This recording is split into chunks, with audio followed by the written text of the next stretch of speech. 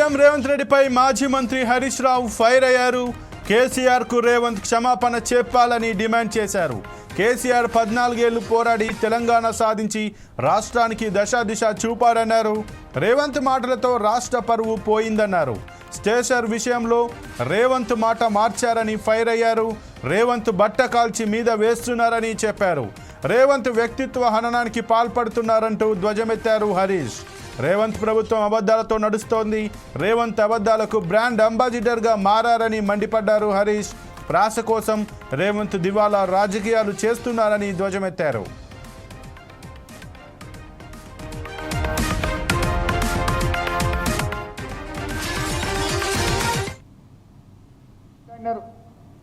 ఇవాళ ఆయన బూతులు, అసలు ఆ బూతులు వినడానికే ఒళ్ళు జల్లరిస్తుంది. నేను మీకు చూడండి, ఆయన బూతులు అసలు ఈ రాష్ట్రంలో నిన్నేదో పెద్ద నీతి మంత్రులు లెక్క మాట్లాడుతున్నాను. ఏమని ఇట్లా మాట్లాడొచ్చునా, ఈ రకంగా మాట్లాడితే మంచిదేనా అని చెప్పి నిన్న మాట్లాడుతుండు. అసలు ఈ బూతులకు ఆద్యుడెవరు? నువ్వు కాదా రేవంత్ రెడ్డి గారు? అసలు నువ్వు మాట్లాడినటువంటి బూతులు నిన్న ముఖ్యమంత్రిగా నువ్వు బట్టలు ఇప్పదీసి రోడ్డు మీద కొట్టం అని జర్నలిస్టులను పట్టుకొని మాట్లాడుతావు, సంస్కారహీనంగా మాట్లాడుతావు.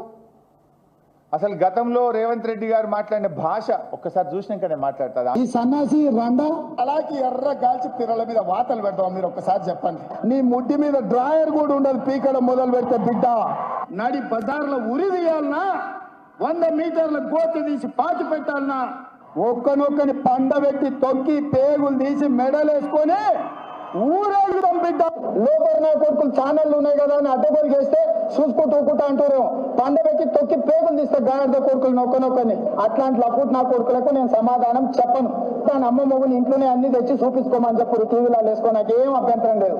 వ్యక్తి మీద కాలు పెట్టి తొక్కకపోతే గుండు కొట్టించుకుంటా అట్లనే నా కొడుకల్లారా రండి. అట్లనే తెలంగాణ ప్రజలు అడవి పందుల్లా అయ్యో అరే సన్నాసుడా కార్యకర్తలు వాళ్ళని పట్టుకొని యాప చెట్టు కట్టేసి లాగుల తొండలు ఇచ్చి కొడతారని చెప్పి బోర్ల పక్కన పండబెట్టి తొక్కుతాం. వేముల వీరేశాన్ని నల్గొండ క్లాక్ టవర్ దగ్గర బట్టలు పదిసి పిర్రలు వాళ్ళ దగ్గర కొడితే ఎట్లా జవాబు చెప్పాలి? గట్లనే చెప్పాలి. మూసిగేసుకొని వస్తే మూసుకు ఊడవికి బట్టలు గుడ్డలు కూడా తీసి కొడతా అని చెప్తున్నాను. మా వాళ్ళు మరి 5 నిమిషాలు తయారు చేస్తే వద్దులే ఆ బూతులు ఉంటే ఇంక ఇప్పటికే పిల్లలు చెడిపోతున్న రాష్ట్రంలో 1 నిమిషానికి కుదించమని చెప్పిన. ఈ వ్యాఖ్యలు విని విని సమాజం చెడిపోతుంది, వద్దు 1 నిమిషం చాలని చెప్పిన.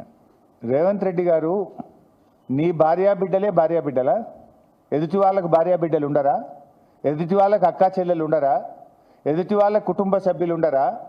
నీ దాకా వస్తే కానీ నొప్పి తెలియదా నీకు? నువ్వు గతంలో కేసీఆర్ గారిని పట్టుకొని కాల్చిపారేయాలని మాట్లాడినావు. ప్రగతి భవన్ను పేల్చివేయాలని మాట్లాడినావు. ఇక నీ బూతులు ఆ నోట్తో నేను చెప్పలేను. ఆ బూతులు మాట్లాడితే నా నాలుక ఖరాబ్ అవుతుంది. కానీ అంత పచ్చి బూతులు మాట్లాడినావు నువ్వు. కానీ నిన్నేమంటున్నావు? ఇట్లా అంటారా అట్లా. మరి అప్పుడు గతంలో నువ్వు అసలు బాడీ షేమింగ్కు బ్రాండ్ అంబాసిడర్ నువ్వు కదా.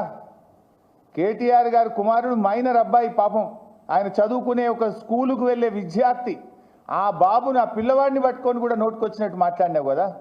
నా ఎత్తు పొడుగు గురించి కూడా అడ్డమైన కూతలు కూసినావు కదా నువ్వు. అసలు బాడీ షేమింగ్కు రాజకీయాల్లో అవకాశం ఉంటుందా? ఏం మాట్లాడుతావు నువ్వు? అసలు మనిషివా పశువువా నువ్వు? మనిషి అయితే అన్నం తినేటోడైతే ఇట్లా మాట్లాడింది నువ్వు, చెడగొట్టింది నువ్వు, రాజకీయాలను కలుషితం చేసింది నువ్వు, బూతులకు నిలయం చేసింది నువ్వు.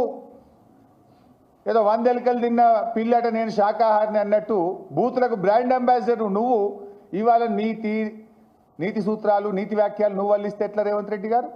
ఇంకా రేవంత్ రెడ్డి గారు భాష గురించి మాట్లాడినారు. ఇవాళ ఆయన బూతులు